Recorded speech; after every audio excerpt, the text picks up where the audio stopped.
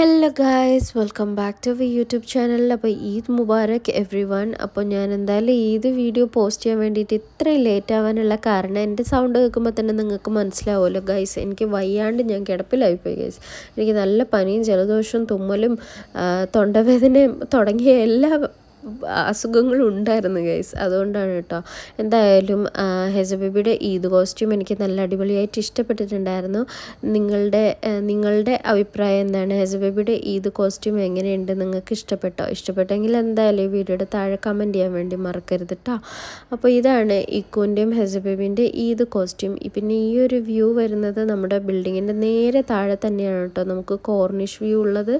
അപ്പം നേരെ താഴെ ഇറങ്ങിയാൽ നല്ല ഫോട്ടോസും വീഡിയോസൊക്കെ എടുക്കാമെന്നുള്ളത് കൊണ്ട് തന്നെ ഞങ്ങൾ നേരെ റെഡിയായിട്ട് താഴെ തന്നെ പോയിട്ടുണ്ടായിരുന്നു. കുറച്ച് ഫോട്ടോസും വീഡിയോസും എടുത്തപ്പോൾ തന്നെ ഞാനാകെ പഞ്ചറൊട്ടിയിട്ടുണ്ടായിരുന്നു ഗൈസ്. ഇതാണ് കേട്ടോ എൻ്റെ ഫസ്റ്റ് ഈദ് കോസ്റ്റ്യൂം.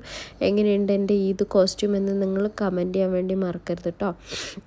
പിന്നെ ഇത്തവണ എനിക്ക് ഇക്കുവിനും ഹെസ ബേബിക്കും മാച്ചിങ് ഔട്ട്ഫിറ്റൊന്നും എടുക്കാൻ പറ്റിയില്ല. ഇതാണ് കേട്ടോ എൻ്റെ സെക്കൻഡ് കോസ്റ്റ്യൂം.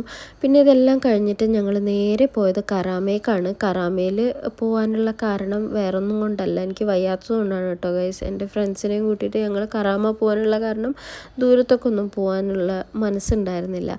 അപ്പോൾ ദ വൈറൽ ഫലൂദ, കറാമയിൽ കിട്ടുന്ന വൈറൽ ഫലൂദ ഞാൻ ട്രൈ ചെയ്തിട്ടുണ്ടായിരുന്നു. എനിക്ക് ഭയങ്കരമായിട്ട് ഇഷ്ടപ്പെട്ടിട്ടുണ്ടായിരുന്നു. പനി പിടിച്ചിട്ടുണ്ടായിരുന്നെങ്കിൽ എനിക്ക് ടേസ്റ്റ് അറിയുന്നുണ്ടായിരുന്നു ഗൈസ്. എന്തോ ഭാഗ്യത്തിന് ഇക്കുനും ഹെസ ബേബിക്കും അതേപോലെ തന്നെ ഭയങ്കരമായിട്ട് ഇഷ്ടപ്പെട്ടിട്ടുണ്ടായിരുന്നു.